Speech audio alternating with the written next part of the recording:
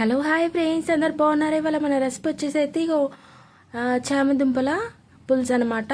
ఇది సేమ్ ఎట్లుంటుందంటే చేపల కూర లెక్కనే ఉంటుంది అనమాట. ఇదైతే ఫస్ట్ మంచిగా ఉడకపెట్టుకోవాలి ఫ్రెండ్స్. ఉడకపెట్టిన తర్వాత పొట్టు తీసేసి ఇక మంచిగా వీడియోలో చూపించినట్టు ఇట్లా కట్ చేసుకోవాలి. కట్ చేసుకున్న తర్వాత స్టవ్ ఆన్ చేసేసి ఒక బాండి పెట్టుకొని అందులో తగినంత ఆయిల్ వేసుకోవాలి.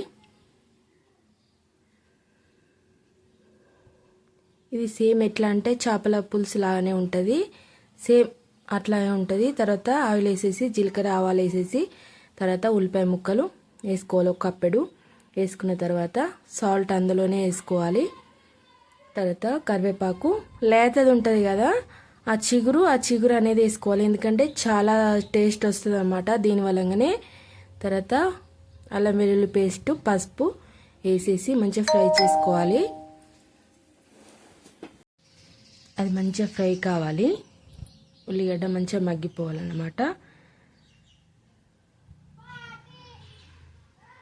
తర్వాత అందులో మన చింతపండు పులుసు పిసికి పెట్టుకున్నాం కదా, ఆ చింతపండు పులుసు ఇందులో వేసుకోవాలి పోపులో.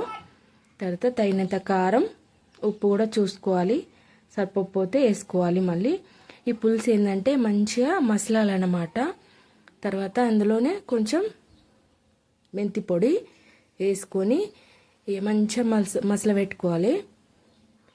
మొత్తం మసిలి కొంచెం చిక్కగా కావాలన్నమాట.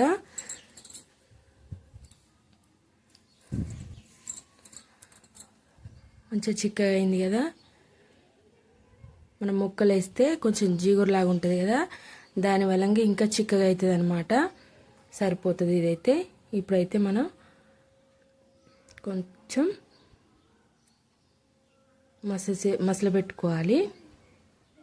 ఈ ముక్కలు అందులో వేసుకోవాలి. వేసుకొని ఒక 10 మినిట్స్ అయితే సరిపోతుంది. మంచిగా మసలనివ్వాలన్నమాట. ముక్కలకి పట్టాలన్నమాట పులుసు. మంచిగా మసల పెట్టుకోవాలి. తర్వాత మసిలిన తర్వాత లాస్ట్లో కొత్తిమీర అండ్ ధనియాల పొడి వేసుకొని స్టవ్ ఆఫ్ చేసుకుంటే సరిపోతుంది ఫ్రెండ్స్. ఇదైతే మీరు తప్పకుండా ట్రై చేయాలి, ఎందుకంటే ఎంత తినబుద్ధి కాకుండా కానీ మంచిగా తినబుద్ధి అవుతుంది అన్నమాట అన్నం. తర్వాత ఇలా కొంచెం వైట్ ఉన్నాయి కదా ముక్కలు, అవి అనేది మంచిగా మసిలితే మంచిగా చిక్కగా పడుతుంది అన్నమాట.